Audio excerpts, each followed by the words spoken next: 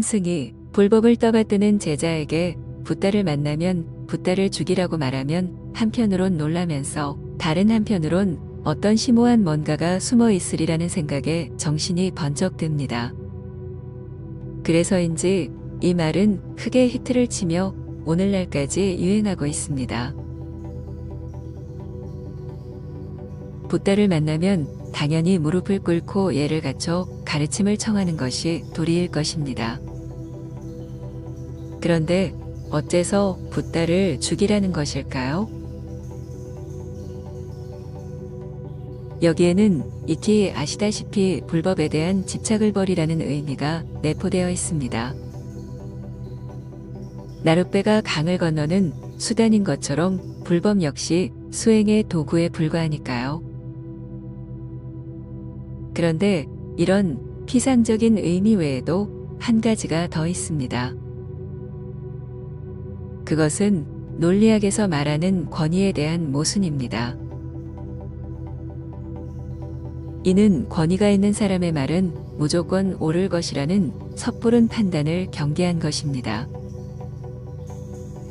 가령 달마대사나 원효대사가 말했으니까 정답일 것이라고 생각한다면 바로 권위에 대한 모순에 해당합니다. 이것을 더 확대하면 붓다의 법문에까지 미치게 됩니다. 시타르타의 말이 진리가 되려면 먼저 시타르타가 붓다인 것이 증명돼야 합니다.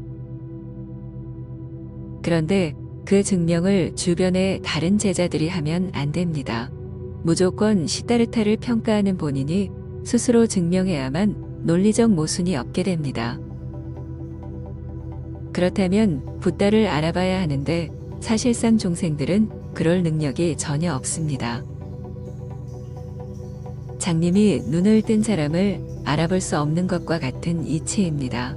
그래서 중생은 붓다를 만날 수가 없습니다. 붓다를 만나봐야 붓다인 줄을 알 수 없으니까요. 물론 다른 사람들이 붓다라고 칭송하는 소리를 들을 수는 있습니다. 그런데 그 다른 사람들도 중생인 것은 마찬가지입니다. 이런 이유로 붓다의 말씀이라고 생각하는 순간 당신은 권위에 대한 모순에 빠지게 됩니다. 다시 말해 당신의 이성이 마비된다는 뜻입니다.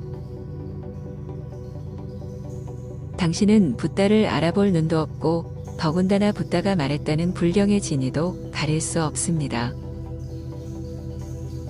눈을 뜬 사람이 아무리 세상의 모습을 얘기해도 장님의 입장에선 귀만 즐거웠지 그것의 진위를 알 수 없는 이유입니다. 따라서 붓다를 만나면 붓다를 죽이라는 말은 현실에서 성립하기 어렵습니다.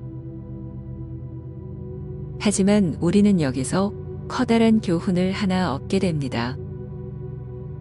그것은 아무도 믿지 말라는 수행의 지침입니다.